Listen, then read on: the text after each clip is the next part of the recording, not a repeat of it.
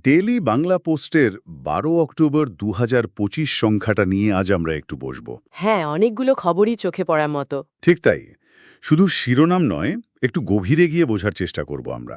মানে প্রশাসনিক নিয়োগ থেকে শুরু করে রাজনীতি, অর্থনীতি, ডেঙ্গু, আন্তর্জাতিক বিষয়, খেলা, বিনোদন সবই তো আছে দেখছি। হ্যাঁ, সব মিলিয়ে একটা পূর্ণাঙ্গ চিত্র পাওয়ার চেষ্টা আর কি। তাহলে শুরু করা যাক। নিশ্চয়ই। প্রশাসনের খবরটা দিয়ে শুরু করি। জনপ্রশাসন মন্ত্রণালয়ে নতুন সিনিয়র সচিব এসেছেন মৌ এহসানুল হক। চুক্তিতে নিয়োগ, তাই না? আগে তো সড়ক পরিবহনে ছিলেন। হ্যাঁ, সিনিয়র সচিব হিসেবেই ছিলেন।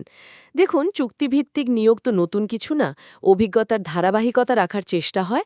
তবে এটা নিয়ে কিন্তু নানা কথাও হয়। তা তো বটেই। আচ্ছা, এর পাশেই রাজনীতির খবর। বিএনপি মহাসচিবের বেশ কড়া একটা বক্তব্য। নির্বাচনের রাস্তায় উঠে গেছে গাড়ি, শেষ পর্যন্ত চালিয়ে নিতে হবে। বেশ জোর আছে কথায়। জোর তো আছেই। মনে হচ্ছে যেন একটা চ্যালেঞ্জ নেওয়ার ঘোষণা। বর্তমান পরিস্থিতিতে এর অর্থ কিন্তু অনেক গভীর হতে পারে। পথটা যে সহজ হবে না, সেটাও মনে হয় বুঝিয়ে দিচ্ছেন। শেষ পর্যন্ত চালিয়ে নেওয়া, এই অংশটাতেই কি মূল ইঙ্গিতটা লুকিয়ে আছে? আমারও তাই মনে হয়। আবার দেখুন, জাতীয় পার্টির ভেতরেও কিন্তু অস্থিরতা। কাকরাইলের সমাবেশ হলো না, নেতাদের ঢাকায় ডাকা হলো। এটা কি দলের নেমড্র কোন্দল নাকি অন্য কিছু? আবার পঞ্চগড়ে কে একজন লং মার্চ করছেন, হুঁশিয়ারি দিচ্ছেন। সার্জিস। হ্যাঁ, সব মিলিয়ে দলটার অবস্থা ঠিক পরিষ্কার না। মনে হচ্ছে সাংগঠনিকভাবে বেশ টালমাটাল সময় যাচ্ছে। এদিকে কিন্তু সরকারি কাজও চলছে। প্রধান উপদেষ্টা রোমে গেলেন। হ্যাঁ, এই সফরগুলোর একটা কূটনৈতিক বা অর্থনৈতিক দিক তো থাকেই, যদিও এখনই হয়তো বোঝা যাবে না। আর জুলাই জাতীয় সনদ স্বাক্ষর অনুষ্ঠানটা দুদিন পেছল। এটা হয়তো তেমন বড় খবর না, কিন্তু কিন্তু এর পেছনে প্রশাসনিক কোনো জটিলতা বা সমন্বয়ের অভাব আছে কিনা, সেটাও কিন্তু একটা প্রশ্ন। ছোট বিষয় থেকেও অনেক কিছু বোঝা যায়। একদম। আচ্ছা, এর মধ্যেই একটা বেশ মানে একটু কনফিউজিং তথ্য দেখলাম আইন শৃঙ্খলা নিয়ে। কোনটা বলুন তো? এই যে প্রেস সচিব বলছেন, সশস্ত্র বাহিনীর আর কারো বিরুদ্ধে নতুন করে গ্রেফতারি পরোয়ানা জারির পরিকল্পনা নেই। হ্যাঁ, এটা তো একটা আশ্বস্ত করার মতো বিবৃতি। কিন্তু ঠিক এর নিচেই আবার সেনা সদরের তথ্যে বলছে আগের চার্জশিটে নাম থাকা ১৫ জন অফিসার নাকি হেফাজতে আছেন। এই প্রসঙ্গে সাখাওয়াত হোসেনের কথাটা খুব গুরুত্বপূর্ণ মনে হচ্ছে। সাবেক নির্বাচন কমিশনার। হ্যাঁ, উনি বলেছেন, ভোট কেন্দ্রে সাংবাদিকদের প্রবেশে বাধা থাকা ঠিক না। নির্বাচনের স্বচ্ছতার জন্য এটা তো খুবই জরুরি। অবশ্যই। গণমাধ্যম ঠিকমতো কাজ করতে না পারলে তো স্বচ্ছতা নিয়ে প্রশ্ন উঠবেই। আচ্ছা, এবার একটু অর্থনীতির দিকে যাই। চলুন। জিডিপি প্রবৃদ্ধি কমে 3.69% হতে পারে, এমন একটা পূর্বাভাস। এটা তো বেশ চিন্তার বিষয়। আগের পূর্বাভাসের চেয়ে তো বেশ কম। হ্যাঁ, এটা সত্যিই উদ্বেগের। 3.69% মানে অর্থনীতির গতি বেশ খানিকটা কমে যাওয়া। এর প্রভাব তো কর্মসংস্থান থেকে শুরু করে সাধারণ মানুষের জীবনযাত্রা সবখানেই পড়বে। কারণটা কি? বিশ্ব অর্থনীতির চাপ নাকি আমাদের ভেতরের সমস্যা? দুটোই হতে পারে। বৈশ্বিক কারণ তো আছেই, সাথে অভ্যন্তরীণ নীতি বা বাস্তবায়নের চ্যালেঞ্জও থাকতে পারে। তবে এর মধ্যে কিছু আশার কথাও কিন্তু আছে। যেমন? এই যে জ্বালানি উপদেষ্টা বলছেন, এলপিজি সিলিন্ডারের দাম ১,০০০ টাকার মধ্যে আনা উচিত। ওহ, সেটা যদি হয় তাহলে তো দারুণ ব্যাপার। সাধারণ মানুষের জন্য বিরাট স্বস্তি। কিন্তু এটা কি সম্ভব? আন্তর্জাতিক বাজার, আমাদের ম্যানেজমেন্ট। সেটাই প্রশ্ন। কথাটা বলা সহজ, করাটা কঠিন। তবে চেষ্টা করার ইঙ্গিত তো দিলেন। একই রকম একটা আশা কিন্তু গভর্নরের কথাও আছে। সুদের হার নিয়ে সিঙ্গল ডিজিট। হ্যাঁ, পরবর্তী মুদ্রানীতিতে ঋণের সুদ নাকি এক অঙ্কে নামিয়ে আনার চেষ্টা হবে। ব্যবসায়ীরা তো অনেকদিন ধরেই এটা চাইছেন। কিন্তু এতে কি মূল্যস্ফীতি আরও বেড়ে যাওয়ার ঝুঁকি থাকে না? বাজারে টাকা সহজলভ্য হলে তো দাম বাড়তে পারে। ঠিক এইখানেই হচ্ছে ভারসাম্য রক্ষার চ্যালেঞ্জটা। একদিকে বিনিয়োগ বাড়ানো, অন্যদিকে মূল্যস্ফীতি সামলানো। কেন্দ্রীয় ব্যাংককে খুব সাবধানে এগোতে হবে। দেখা যাক কি হয়। আচ্ছা, অবকাঠামোরও তো বড় খবর আছে। ঢাকা চট্টগ্রাম ১০ লেন না করে নতুন রেল লাইনে জোর দেওয়ার কথা হচ্ছে। হ্যাঁ, এটা একটা ইন্টারেস্টিং স্ট্র্যাটেজিক শিফট মনে হচ্ছে। হয়তো সড়কের উপর চাপ কমানো, পরিবেশের কথা ভাবা, মাল পরিবহনের সুবিধা, এসব মিলিয়েই এই চিন্তা। আর শাহজালাল এয়ারপোর্টের নতুন টার্মিনাল, আন্তর্জাতিক মানের সেবা পাওয়া যাবে তো? আশ্বাস তো সেটাই দেয়া হয়েছে। এটা খুবই দরকার ছিল। ঢাকার ভেতরের জন্য ড্যাব সংশোধনের খসড়া চূড়ান্ত হয়েছে, এটাও কিন্তু বিশাল খবর। ড্যাপ, ডিটেইলড এরিয়া প্ল্যান, মানে ঢাকার ভবিষ্যৎ উন্নয়ন। হ্যাঁ, ভূমি ব্যবহার, বাড়ি তৈরির নিয়ম, রাস্তাঘাট সবকিছুর উপর এর প্রভাব পড়বে। এটা এখন উপদেষ্টা পরিষদে যাবে অনুমোদনের জন্য। শহরের ভেতরে যানজট কমাতে অটোরিকশা নিয়েও তো নতুন নিয়ম আসছে, নির্দিষ্ট রুট, রেজিস্ট্রেশন, লাইসেন্স।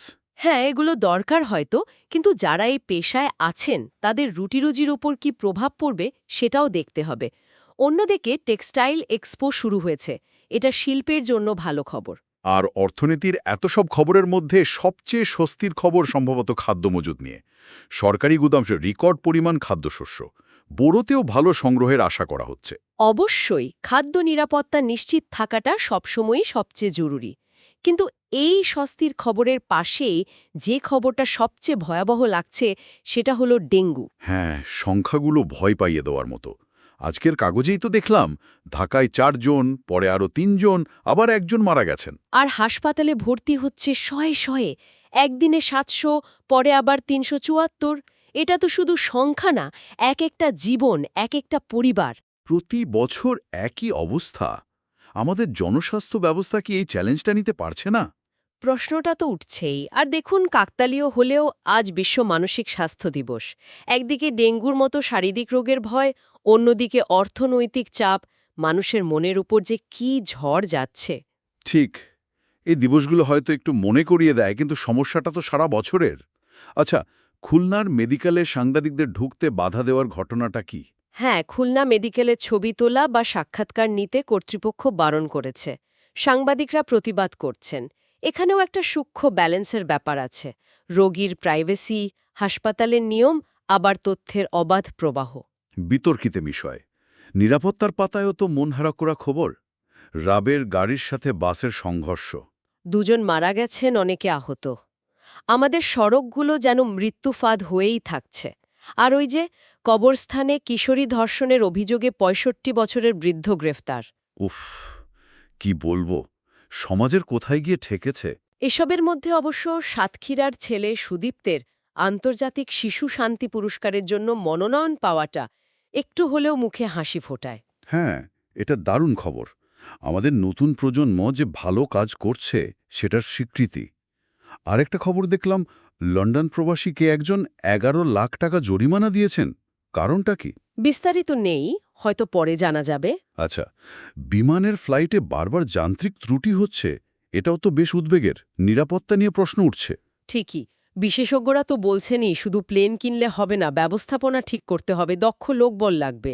খুবই যৌক্তিক কথা। অবশ্যই, উন্নত প্রযুক্তি তো আর একা চলে না। আচ্ছা, এবার একটু বাইরে তাকাই। আন্তর্জাতিক খবর। মধ্যপ্রাচ্য তো অশান্তি। গাজায় হামাস আবার অবস্থান নিচ্ছে, ইসরায়েলপন্থীদের শাস্তি দিচ্ছে। এইসব খবর খুব সাবধানে বলতে হয়, পরিস্থিতি খুব জটিল। হ্যাঁ, নিরপেক্ষ থাকাটা খুব জরুরি।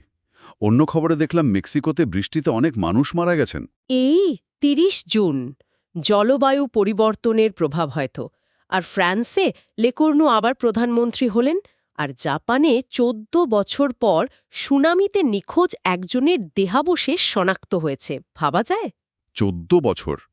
বিজ্ঞান যেমন এগিয়েছে, তেমনি একটা পরিবারের দীর্ঘ প্রতীক্ষারও শেষ হলো। আচ্ছা, স্টারলিংকের ব্যাপারটা কি? বাংলাদেশকে ট্রানজিট করে দক্ষিণ এশিয়ায় নিয়ন্ত্রণ চাইছে। এই নিয়ন্ত্রণ শব্দটাতেই কিন্তু খটকা লাগছে। এর মানে কি, শুধু ইন্টারনেট সংযোগ দেওয়া, নাকি ডেটা বা অন্য কিছুর ওপর প্রভাব খাটানো? এটাই তো ভাবনার বিষয়। একদিকে প্রত্যন্ত অঞ্চলে ইন্টারনেট পৌঁছাবে, অন্যদিকে আমাদের ডেটা নিরাপত্তা, আমাদের স্থানীয় আইএসপিদের কি হবে, ভূ রাজনীতি, অনেকগুলো দিক জড়িয়ে আছে। বাংলাদেশকে এখানে খুব ভেবে চিনতে পা ফেলতে হবে। সিদ্ধান্তটা সুদূর প্রসারী হতে পারে। আচ্ছা, খেলার খবর দেখি। ক্রিকেটে তো মনে হচ্ছে বাংলাদেশ চাপে। হ্যাঁ, আফগানিস্তানের সাথে প্রথম ওয়ানডে হেরেছে। আজ সিরিজ বাঁচানোর ম্যাচ। মিরাজ তো বলেই দিলেন, অন্তত ৪০ রান কম করেছি। ব্যাটিংটা কি আজও ভোগাবে? সেটাই দেখার। তবে মেয়েরা কিন্তু ভালো খেলছে বিশ্বকাপে, নিউজিল্যান্ডকে চাপে রেখেছে। হ্যাঁ, নারী ক্রিকেটে আসার আলো দেখা যাচ্ছে। কিন্তু ফুটবলে আবার হার। হংকংয়ের কাছে 7 গোলের ম্যাচে হার। উফ, ৭ গোল! ফুটবলে ধারাবাহিকতাটা আসছেই না। বিনোদনের খবরও তো অনেক। Brad Pitt. হ্যাঁ, ইনেস ডি রামোনের সাথে থাকছেন। আবার ৭২ বছর বয়সী এক অভিনেত্রীর আত্মহত্যার খবরটাও দেখলাম, খুব দুঃখজনক। শাহরুখ খানকে দেশ ছাড়তে বলার কারণটা কি ছিল সেটা নিয়েও একটা লেখা আছে মনে হয়। আর মিস্টার বিন ফিরছেন নতুন ভূমিকায়, বাচ্চা সামলাবেন, এটা মজার খবর। হ্যাঁ, সেটা তো বটেই। আর আমাদের সিনেমা দেশলাই একটা বড় এশিয়ান ফিল্ম ফেস্টিভ্যালে গেছে, এটাও তো গর্বের। অবশ্যই, আমাদের সিনেমার জন্য খুব ভালো খবর। এছাড়া শিক্ষা, চাকরি, প্রযুক্তি, অনেক ছোট ছোট খবর আছে। বিসিএস পরীক্ষা শুরু হলো। মেডিকেলে ভর্তির তারিখ দিল, বেসরকারি শিক্ষকদের বাড়ি ভাড়ার প্রস্তাব গেল। এগুলো কিন্তু অনেক মানুষের জীবনের সাথে সরাসরি যুক্ত। ঠিক, প্রযুক্তিতে জেমিনি প্রো বিনামূল্যে ব্যবহারের সুযোগ যেমন আছে, তেমনি গুগলের এআই এর কারণে লেখক প্রকাশকদের ক্ষতির খবরও আছে। হ্যাঁ, প্রযুক্তির ভালো মন্দ দুটো দিকই থাকে। লাইফস্টাইল অংশেও তো ছুটির পর কাজে অনীহা, এসির ঝুঁকি, কিশোরদের হৃদরোগ সবই আমাদের জীবনের কথা। সব মিলিয়ে আজকের কাগজটা দেখলে দেশের আর বিদেশের একটা বেশ বড়সড় চালচিত্র পাওয়া যায়। প্রশাসনিক, রাজনৈতিক, অর্থনৈতিক, সামাজিক সবকিছুর একটা স্ন্যাপশট। আর আজকের আলোচনা থেকে একটা জিনিস কিন্তু আরও স্পষ্ট হলো, খবরগুলো আসলে বিচ্ছিন্ন না, একটার সাথে আরেকটার যোগ আছে। যেমন ধরুন, অর্থনীতির গতি কমছে, আবার এলপিজির দাম কমানোর মতো কঠিন সিদ্ধান্তের কথা উঠছে। আবার বিশাল উন্নয়নের পরিকল্পনার পাশেই ডেঙ্গু সামলাতে হিমশিম খেতে হচ্ছে। ঠিক। আর ওই যে সরকারি বিবৃতির সাথে বাস্তব তথ্যের ফারাক, যেমন সশস্ত্র বাহিনীর গ্রেফতারের তথ্যে দেখলাম, এটা কিন্তু সুশাসনের দিকে আঙুল তোলে। স্বচ্ছতা, জবাবদিহিতা এগুলোর অভাব নখিয়ে যায়। একদম। শুধু খবরটা জানাই তো শেষ কথা নয়, এর পেছনের কারণ, যোগসূত্র আর ভবিষ্যতের প্রভাবগুলো নিয়ে ভাবাটা জরুরি। আজকের আলোচনা হয়তো সেই ভাবনার খোরাক কিছুটা জোগাতে পারল। আর শেষ করার আগে একটা প্রশ্ন মনে আসছে।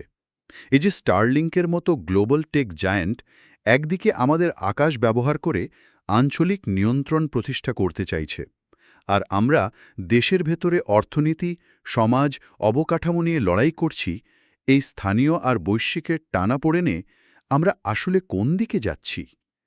একটা ঘটনা আরেকটাকে কিভাবে প্রভাবিত করছে? এই জটিল সমীকরণটা বোঝা কি আজকের দিনের সবচেয়ে বড় চ্যালেঞ্জ নয়? এই প্রশ্নটা না হয় শ্রোতাদের জন্য তোলা রইল।